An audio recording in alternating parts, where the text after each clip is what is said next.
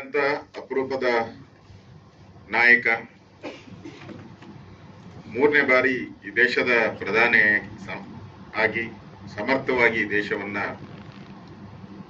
ಯಾವುದೇ ಒಂದು ಭ್ರಷ್ಟಾಚಾರದ ಆಪಾದನೆ ಇಲ್ಲದೆ ವಿಶ್ವ ನಾಯಕರಾಗಿ ಮೂರನೇ ಬಾರಿಗೆ ಪ್ರಧಾನಮಂತ್ರಿಗಳಾಗಿ ಆಡಳಿತ ನಡೆಸ್ತಾ ಇರ್ತಕ್ಕಂಥ ನರೇಂದ್ರ ಮೋದಿಯವರ ಹುಟ್ಟುಹಬ್ಬ ಇವತ್ತು. ಅದಕ್ಕೋಸ್ಕರ ನಾವು ಮೋದಿಯವರ ಹುಟ್ಟುಹಬ್ಬದ ಸಂದರ್ಭದಲ್ಲಿ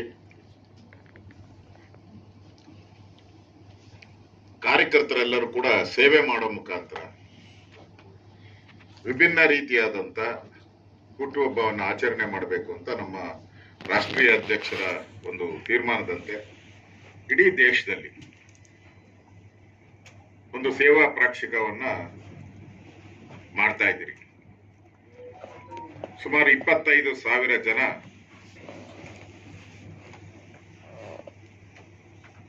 ,58,000 ಬೂತ್ಗಳಲ್ಲಿ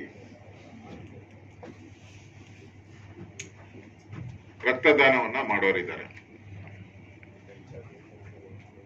ಆ ಮೂಲಕ ಯಾರು ಬಡ ರೋಗಿಗಳಿದ್ದಾರೆ ಅವರಿಗೆ ಸಹಾಯ ಮಾಡಬೇಕು ಅನ್ನೋ ಒಂದು ಉದ್ದೇಶನೂ ಕೂಡ ಇಟ್ಕೊಂಡು ಈ ಶಿಬಿರಗಳನ್ನ ಮಾಡ್ತಾ ಇದ್ದಾರೆ.